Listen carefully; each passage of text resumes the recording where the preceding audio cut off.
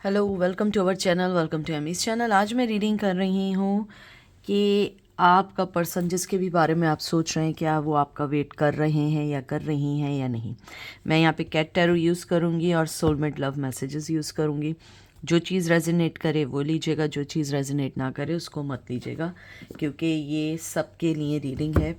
तो चलते हैं और देखते हैं कि आपका पर्सन आपका वेट कर रहा है या नहीं। इसमें आपको थोड़े बहुत कुछ लिखी हुई चीज़ें ऐसी दिखेंगी, क्योंकि ये मैंने जब टैरो में सीख रही थी आज से बहुत बहुत साल पहले, तो उस वक्त जो है मैंने इसके ऊपर लिखती थी जो भी मेरे थॉट्स या जो टीचर्स थे या जो भी मुझे सिखाते थे, जो मुझे बोलते थे, उनके अकॉर्डिंगली मैं जो आता था मेरे जहन में, मैं उसको इसमें लिख लेती थी, या जो भी इंट्यूशंस होती थी।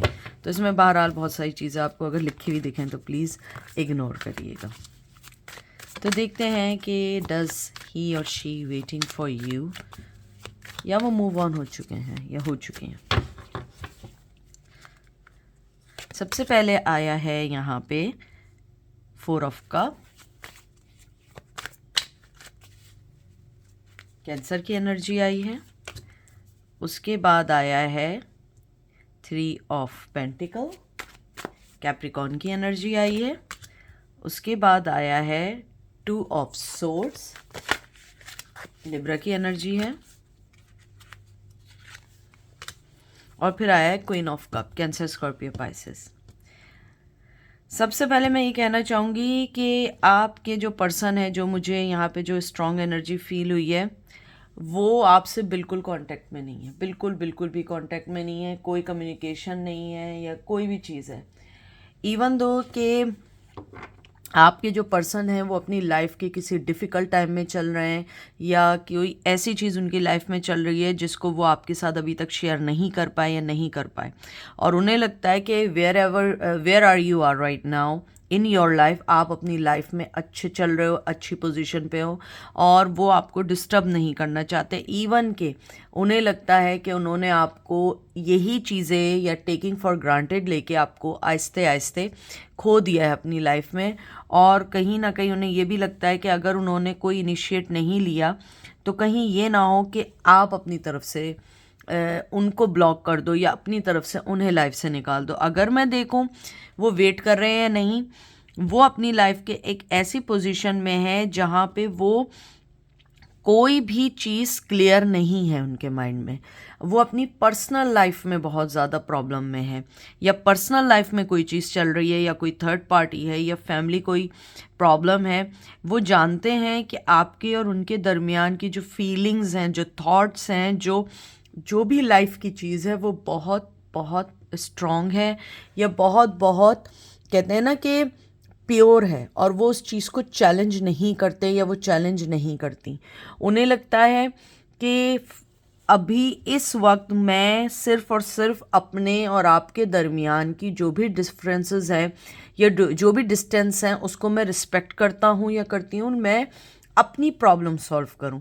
तो अगर मैं देखूँ तो ये डिनायल फेस नहीं है, एक्सेप्टेंट फेस है, लेकिन with that they want to be distant with you, क्योंकि जो लाइफ की चीज़ें चल रही हैं वो उसमें आपको नहीं चाहते हैं कि आप भी उसमें आ जाएं और आपको भी प्रॉब्लम हो जाए।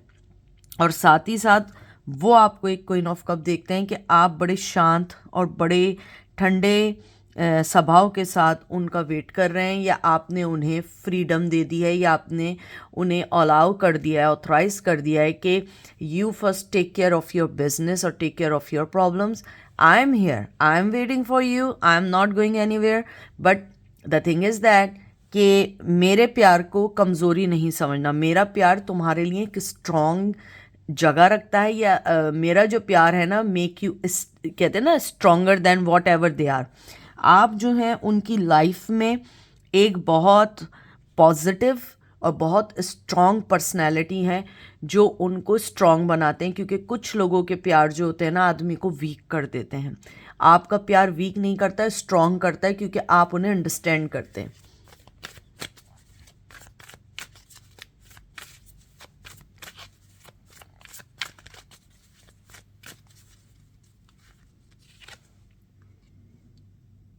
5 ऑफ पेंटिकल, टॉरस की एनर्जी आई है, page of swords, Gemini, Libra, Aquarius,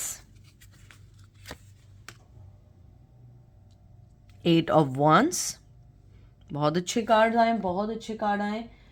Sagittarius की एनर्जी आई है। आपके पर्सन जो है ना इस वक्त वो एक पॉज पोजीशन में है या पॉज फेज में है या पॉज मेंटली तौर पर है। आपके जो पर्सन हैं वो इस वक्त जानते हैं कि अगर वो आपकी तरफ बढ़े, आपकी तरफ आए, तो आप उन्हें कहीं जज ना कर दें, क्योंकि हो सकता है कि वो अपनी लाइफ की जिस दौर से गुजर रहे हैं या जिस फेज से गुजर रहे हैं, तो उन्हें किसी ऐसे पर्सन की ज़रूरत है जो उनको समझ सके। तो उनके माइंड में ये है कि आपके उन्हें ये जज ना करें कि तुम्हें अब मेरी ज़रूरत थी तो तुम आए हो। वो ज़रूरत के तौर पे आपके पास नहीं आना चाहते, वो आपको अपनी लाइफ में लेकर आना चाहते हैं as a worthy person, as a deserving person. आप जो हैं, अगर मैं देखूं वेट का, उनका बस चले वो अभी आ जाएं, क्योंकि 8 ऑफ वंस जो है ना फास्ट मूवमेंट और फास्ट क्लियरिटी और अनएक्सपेक्टेड, कहते हैं ना एक रोमांस है। आप उनके लाइफ में एक अनएक्सपेक्टेड रोमांस थे, या आप उनकी पसंद से बड़े डिफरेंट थी या थे, और वो ये एक्सपेक्ट नहीं कर रहे थे कि ये इतना कहते हैं ना इतना फॉरवर्ड हो जाएगा कि वो उससे पीछे नहीं हट पाएंगे। तो उनको ये लगता है कि राइट नाउ कि मैं जिस जगह पर हूँ, जिस फेस में हूँ, मुझे अभी जो है ना कोई चीज़ नहीं सोचनी है। इवन वो जानते हैं कि आपको बहुत जगहों पे उनकी ज़रूरत थी जहाँ पे उन्होंने उस चीज़ को टेकिंग फॉर ग्रांटेड लिया, जहाँ पे उन्होंने उस चीज़ को समझने की कोशिश नहीं की। और पेज ऑफ सोर्स एक एक्शन लेने का, वो right away, right now action लेना चाहते हैं, क्योंकि यहाँ कम्युनिकेशन है, यहाँ पे उनका जो है ना पेज ऑफ सोर्स के बस राइट अवे मुझे एक्शन लेना है, या मुझे राइट अवे एक डिसीजन लेना है। यंग एनर्जी है, एज डिफरेंस भी हो सकता है कि you are more mature than them, और maybe you are, even though you are not older than them, but your maturity level is more mature than that person, क्योंकि यहाँ पे एक बहुत यंग एनर्जी है, बहुत बहुत ज़्यादा यंग एनर्जी है। और आपके पर्सन जो हैं वो इस टाइम अपने आप को बैलेंस करना चाहते हैं।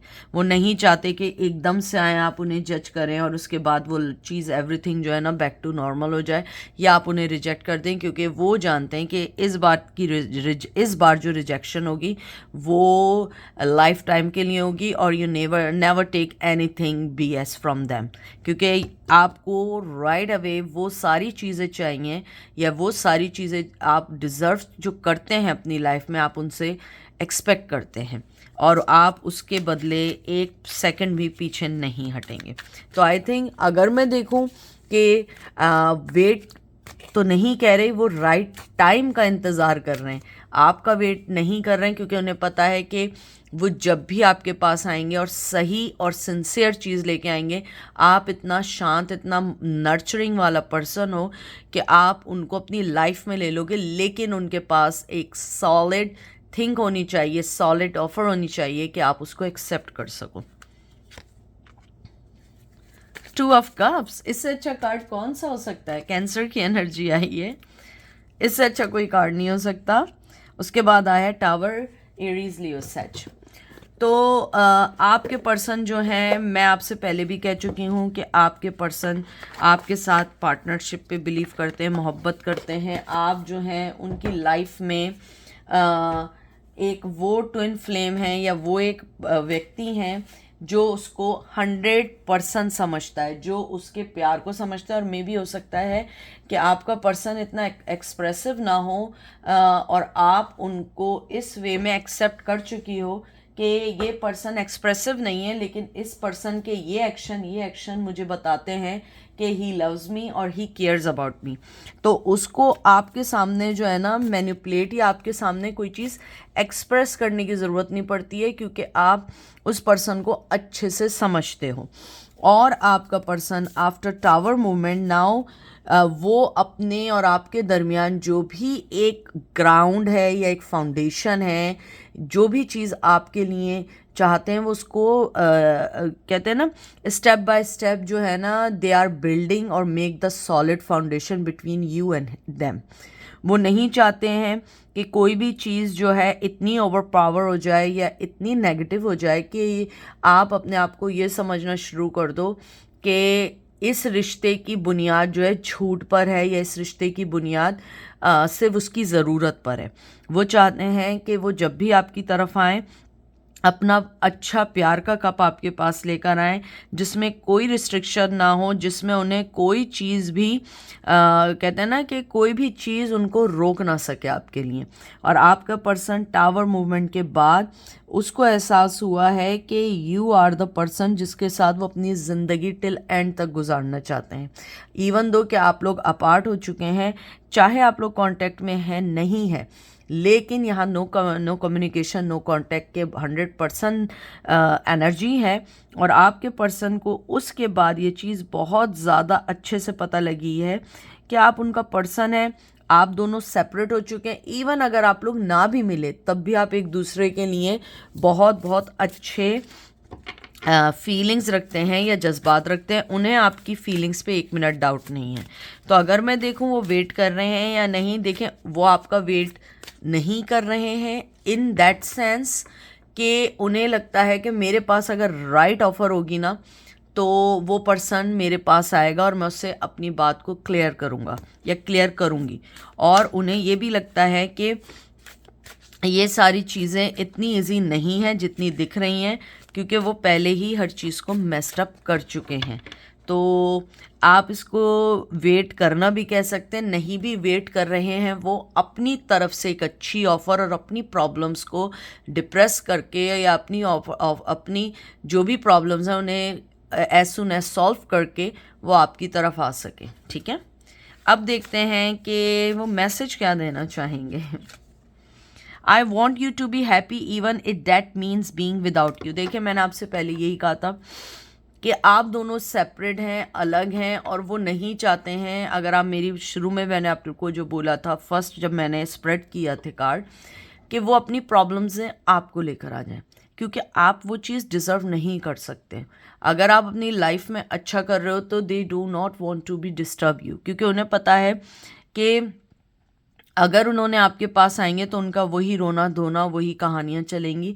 वो चाहते हैं कि आप एक दफ़ा फुली शाइन करें, आप जो चाहते हैं आप फुली वो करें, ताकि अगर वो आपके पास जब भी आएँ वो आपको एक अच्छी ऑफ़र तो दें, लेकिन वो आपको भी शाइन होता हुआ देख सकें।